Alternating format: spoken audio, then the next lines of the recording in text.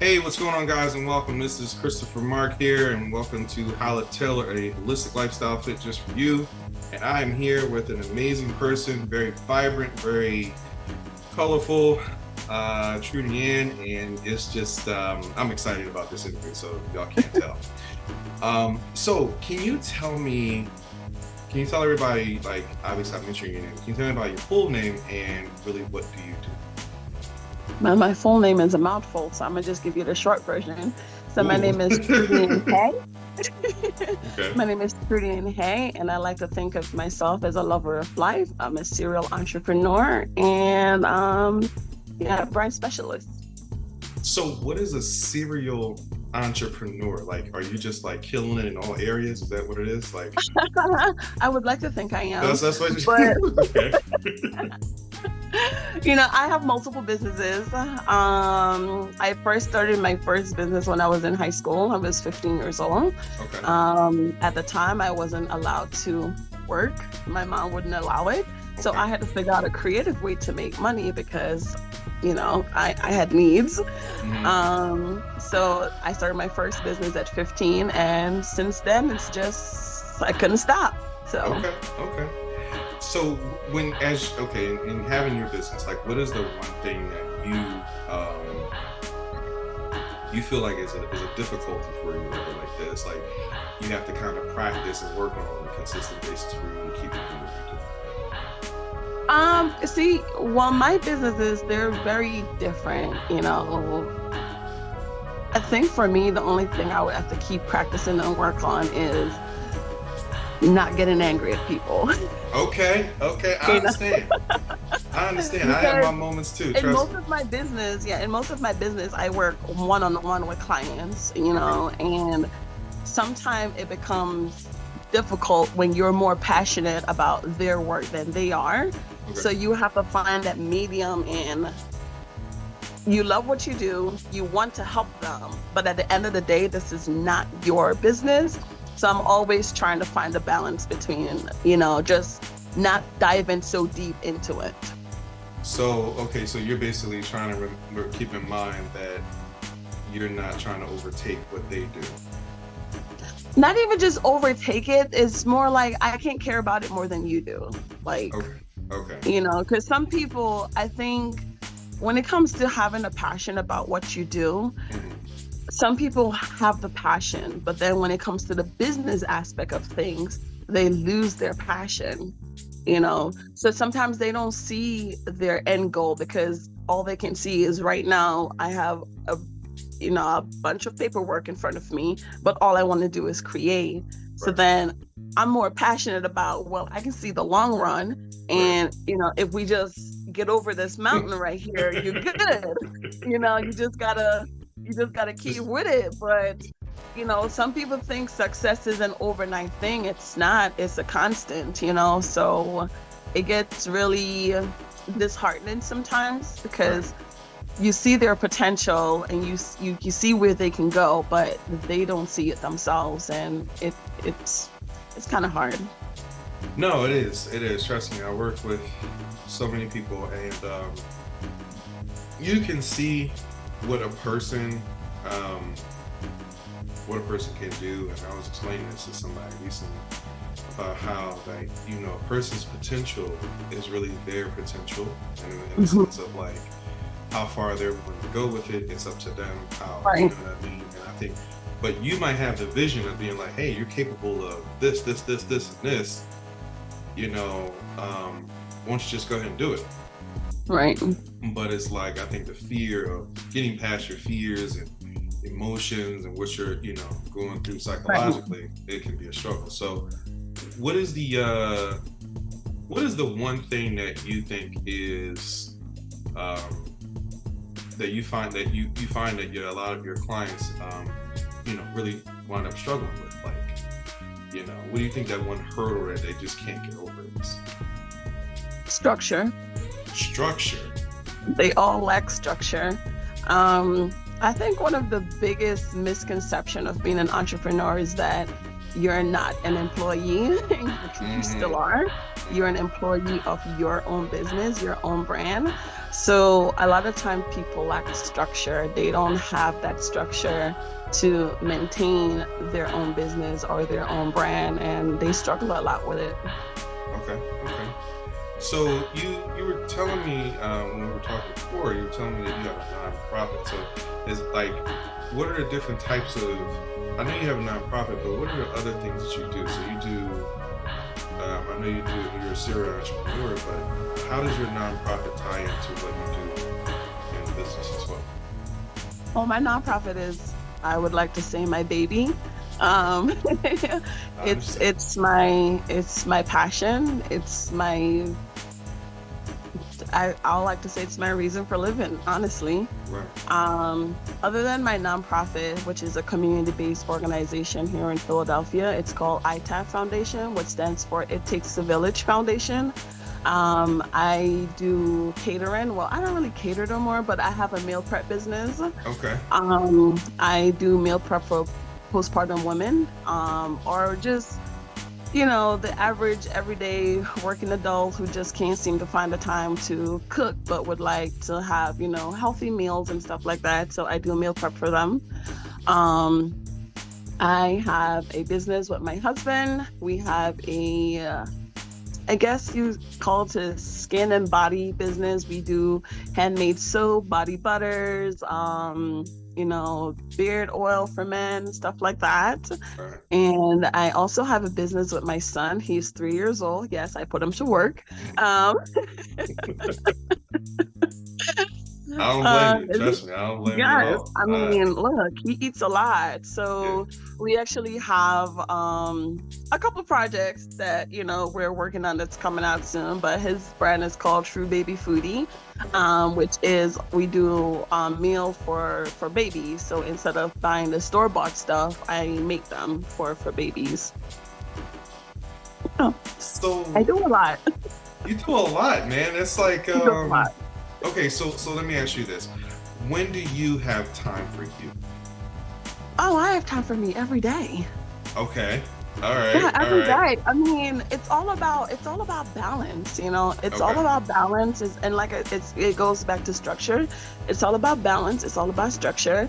Um, Everyone know you do not interrupt nap time, because when my son takes a nap, mom takes a nap too. That's me time. You do not call me between 12 and 3.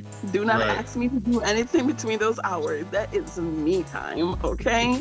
But despite having a busy schedule, I still make time for friends. We still go out. We still, do club stuff and parties and soirees, and I still make time to go get my nails done and do my hair and be the best version of me.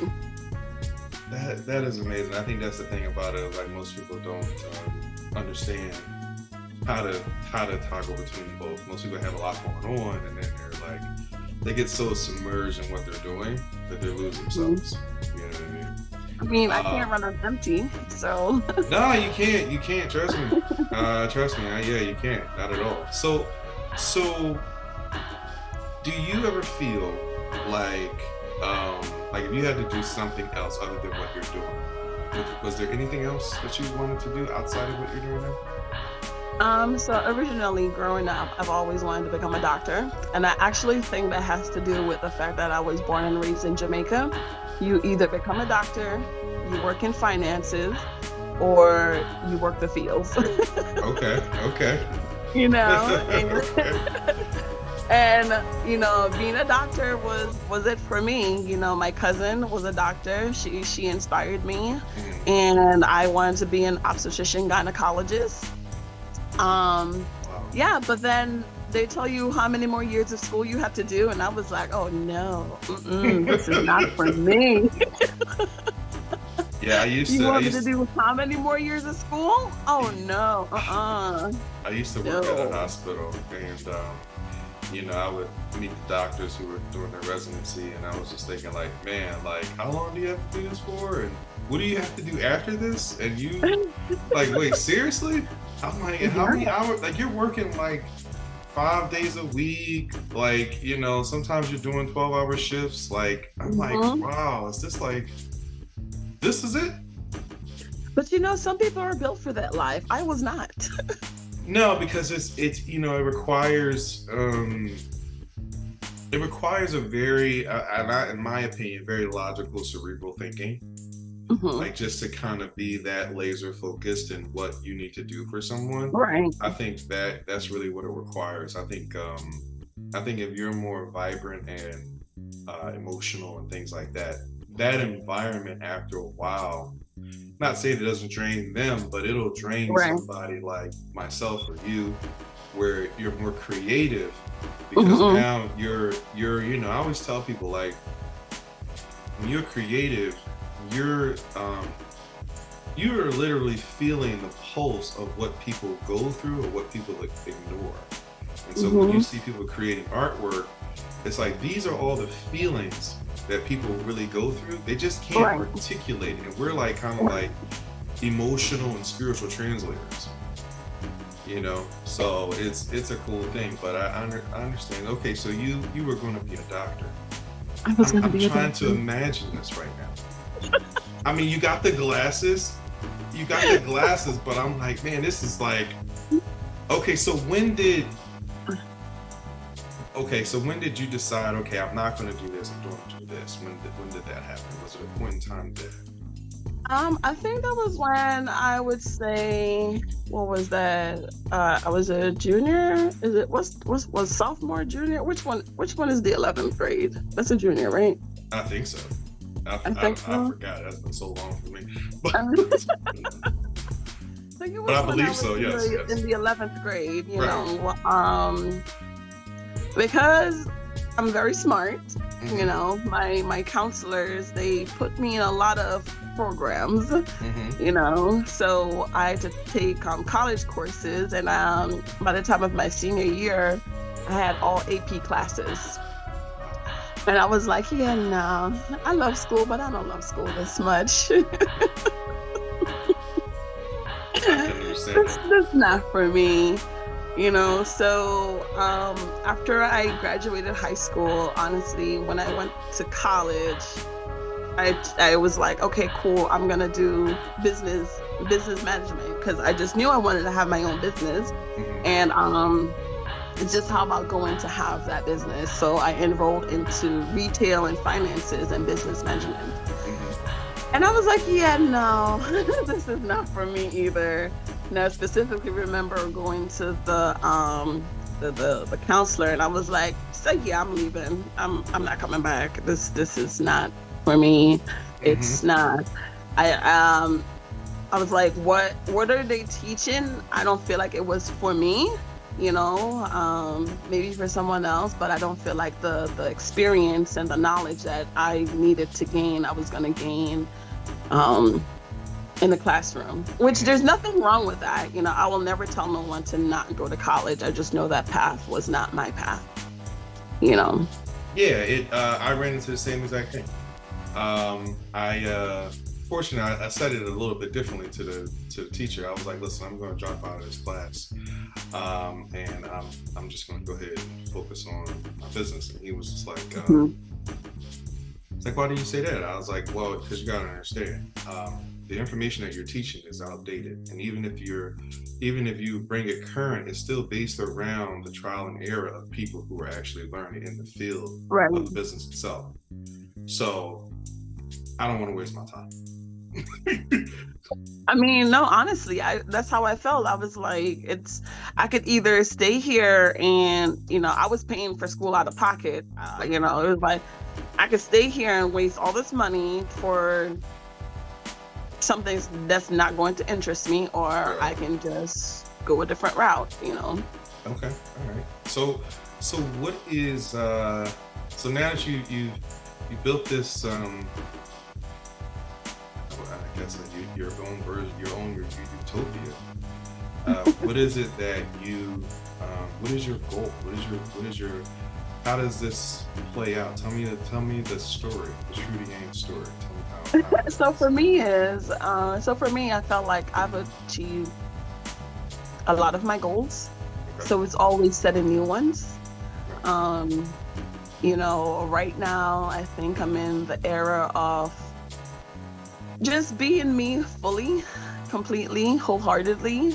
Um, my next goal is to just travel and to just work on my personal projects that I have for myself. Like I have a few books that I'm releasing soon. Okay. I want to do a documentary of my life in general because I have a very interesting bird story that we're not going to get into. Okay. But it's a lot. It's a lot. She's saving it for the book. She's saving it for documentary. So saving it, guys. You can't give away everything. You I understand. You can't get all of it. So don't blame me. Just know that it's very intriguing. It's a very I live a very complex life. I understand. You gotta,